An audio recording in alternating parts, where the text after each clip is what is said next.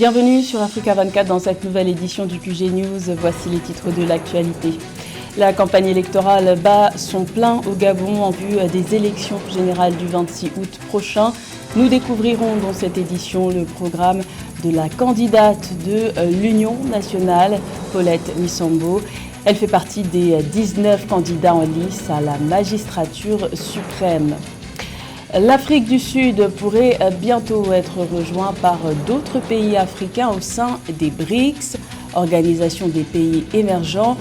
Dans la nouvelle configuration internationale, les BRICS se présentent comme une alternative aux besoins de développement de l'Afrique.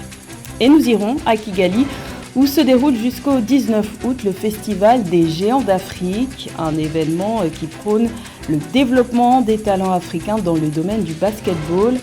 Ce rendez-vous réunit 250 jeunes venus de 16 pays du continent pendant une semaine.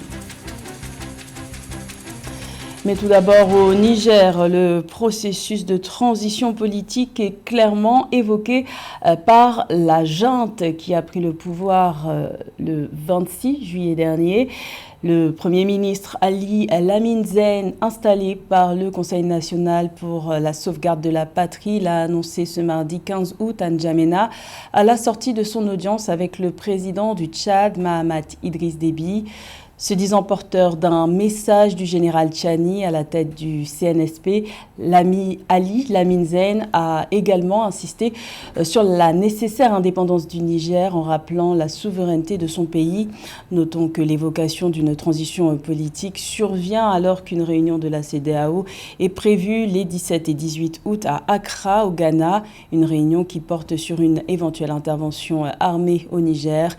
Rappelons que le 10 août, la CEDEAO a ordonné le déploiement de sa force en attente.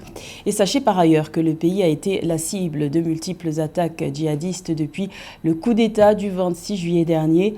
Ce mardi 15 août, le ministère de la Défense a annoncé la prise en embuscade de militaires des forces armées nigériennes par un groupe terroriste à la frontière avec le Mali. Au moins 17 soldats nigériens ont été tués et 20 autres blessés.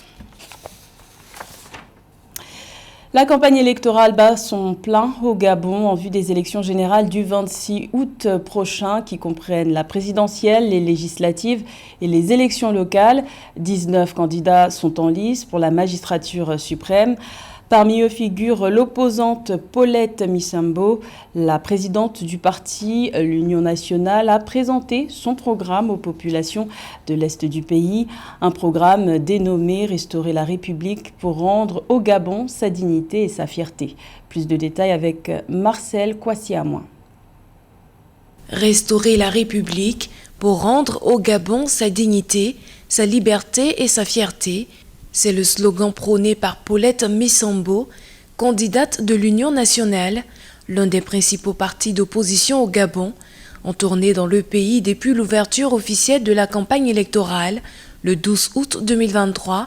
Paulette Missambo a présenté son programme de société aux populations de l'Est du pays. J'ai intitulé mon programme « Restaurer la République pour rendre aux Gabonais sa dignité et sa fierté ». Protectrice dans laquelle moi j'ai travaillé, parce qu'aujourd'hui je suis retraité, mais qui m'a permis de créer les conditions d'études pour nos enfants. Moi j'ai mené dans ce pays un programme de construction d'établissements scolaires au primaire et au secondaire sur l'ensemble de la province. Paulette Missambo ambitionne dans son projet de société créer un revenu pour les jeunes qualifiés en recherche de leur premier emploi, une alternative pour faire baisser la courbe du chômage qui est très élevée chez les jeunes. L'ancienne militante du Parti démocratique gabonais entend perfectionner la gestion de l'État à travers un vaste chantier de réformes, notamment la séparation des pouvoirs, la clarification des compétences et la révision des conditions de désignation et de nomination dans les institutions et administrations publiques. L'État n'est plus impartial et moi, présidente, je ferai en sorte que l'État impartial, tel que l'ont conçu notre Constitution, un État qui reconnaît les compétences et les mérites de chacun, une administration qui est au service de tous et qui ne nécessite pas un pourboire pour faire un service. Entrée en politique en 1990, pendant la conférence nationale qui avait consacré le retour au multipartisme au Gabon, Paulette Missambo est depuis 2021 à la tête de l'Union nationale. Elle a fait ses classes en politique sous la présidence d'Omar Bongo, auprès de qui elle a occupé de hautes responsabilités, dont un poste de ministre de la Famille et des Affaires sociales. Également dans l'actualité, la tension monte au Zimbabwe à une semaine des élections couplées présidentielles et législatives prévues le 23 août. 40 opposants, membres de la coalition des citoyens pour le changement, ont été arrêtés ce mardi 15 août lors d'un défilé de campagne dans la banlieue de la capitale Harare. La police a justifié ces arrestations par des infractions à l'ordre public. Ces interpellations surviennent dans un contexte de forte tension politique, car depuis plusieurs mois, le président sortant, Emmerson Mnangagwa, qui est candidat à sa propre réélection, est accusé par l'opposition de mener une répression croissante. Les économies émergentes comptent bien peser dans la nouvelle configuration internationale. Le Brésil, la Russie, l'Inde, la Chine et l'Afrique du Sud, réunis sous l'acronyme des BRICS, ambitionnent d'accroître leur influence mondiale et une vingtaine de pays souhaitent adhérer à cette vision, à l'instar de l'Algérie, du Maroc, du Nigeria ou encore du Sénégal. Les BRICS se présentent comme une alternative aux besoins de développement de l'Afrique. Plus de détails dans ce sujet de Séverin Dequeux. Les BRICS, groupe constitué de 5 pays dont le Brésil, la Russie, l'Inde, la Chine et l'Afrique du Sud, ambitionnent de repenser le système de coopération internationale par la promotion du développement collectif. Le groupe, qui se réunit depuis 2011 en sommet annuel, représente 45% de la population mondiale et environ le quart de sa richesse ou encore 2/3 de sa croissance. Le groupe a été à l'origine de plus de 50% de la croissance économique mondiale sur la décennie 2010-2020. Nous avons tous envie d'une représentation accrue et d'une perspective progressiste dans les institutions de gouvernance mondiale. Nous devons préserver le principe de multilatéralisme. Il nous faut des Nations unies qui soient à la hauteur de la mission et dont les avantages pour l'ensemble de l'humanité soient clairs. Une instance de plus en plus convoitée par les États africains en quête d'une tribune d'expression pour peser sur les enjeux mondiaux. Les BRICS se veulent une organisation politique qui promeut une reconnaissance de la multipolarité des équilibres économiques et politiques mondiaux en rupture avec les organisations héritées de l'après-Seconde Guerre mondiale, en l'occurrence la SDN, la Société des Nations, devenue aujourd'hui ONU. L'Afrique, qui compte une population de 1,3 milliard d'habitants, reste sous-représentée en tant que membre permanent du Conseil de sécurité des Nations Unies. Nous considérons que cette situation est injuste et qu'il convient d'y remédier, car nous ne pouvons pas laisser une grande partie de la population mondiale sans représentation au sein d'une structure aussi importante de la gouvernance mondiale. Nous devons passer d'une vision commune d'un ordre international émergent à un programme commun de changement. Les BRICS se posent comme une alternative dans un monde fragmenté où l'architecture financière est défavorable aux pays en développement, où l'aide publique au développement coûte plus cher que le développement recherché. Les BRICS œuvrent à la mise en place d'institutions et programmes à l'instar de la Banque de développement des BRICS, dont la vocation est de stimuler le développement des pays membres et d'autres États, dont ceux du continent africain. Luanda, la capitale de l'Angola, va accueillir ce jeudi à 17 août le 43e sommet ordinaire de la communauté de développement de l'Afrique australe, SADC. Au cours de ce rendez-vous, l'Angola succédera à la République démocratique du Congo à la tête de l'organisation sous-régionale pour assurer la présidence tournante. Les précisions de Amenej. La communauté de développement de l'Afrique australe, SADC, tiendra le 43e sommet ordinaire des chefs d'État et de gouvernement à Luanda en Angola le jeudi 17 août 2023. À cet effet, son Excellence João Manuel Gonçalves Lourenço, président de la République d'Angola, succédera à son Excellence Félix Antoine Tshisekedi Tshilombo, président de la République démocratique du Congo, à la présidence de la SADC. Ce sommet revêt une importance particulière car il permet d'aborder des questions stratégiques et de mettre en œuvre des initiatives régionales visant à promouvoir le développement économique, social et politique de la région. Les 16 États membres veulent placer les ressources humaines et financières au cœur du développement de l'industrialisation dans la zone SADC. Alors aujourd'hui, il est impératif que les ensembles régionaux fassent la promotion de l'industrie. L'industrialisation de l'Afrique est une nécessité.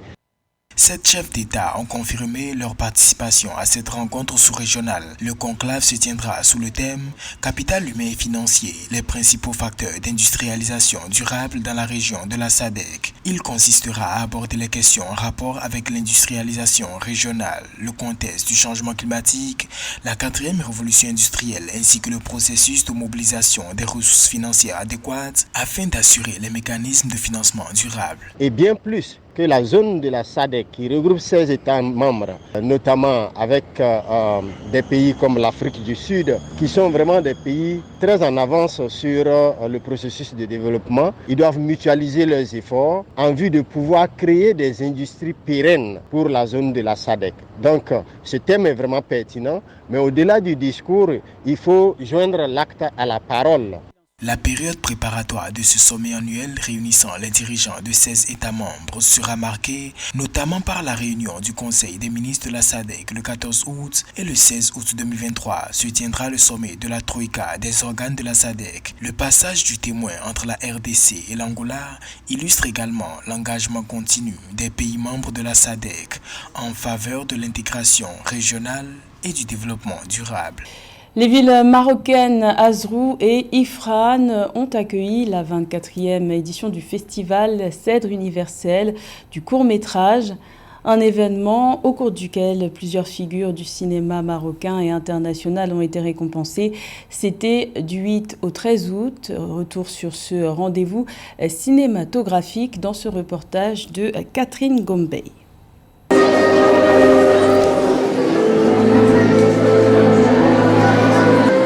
Promouvoir le cinéma africain sur la scène internationale, c'est la mission que s'est donnée Abdelaziz Begali, directeur du Festival international du film des Cèdres, pour redorer les couleurs du 7e art sur le continent. Pour lui, le cinéma au Maroc doit devenir un pourvoyeur d'emplois et soutenir une industrie culturelle pour inonder le Maghreb. Dimanche le 13 août 2023, c'est au rythme des tarijas, des tambours marocains que les festivaliers venus nombreux dans la ville d'Ifrane ont pris part aux activités de la 24e session du Festival international du film des Cèdres, organisé par l'association Screen Club pour l'enfance et la jeunesse. Les distinctions du festival ont été remises en présence des stars du cinéma et de la télévision, professionnels du secteur cinématographique, critiques, écrivains et représentants des médias.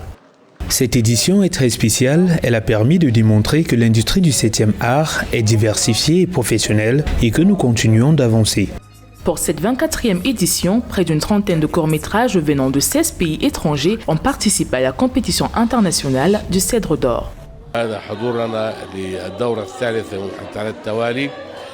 Le court-métrage est une industrie qui a besoin de beaucoup d'attention et qui est encore en train de se perfectionner. Je suis certain que dans quelques années, on parlera d'un Hollywood africain.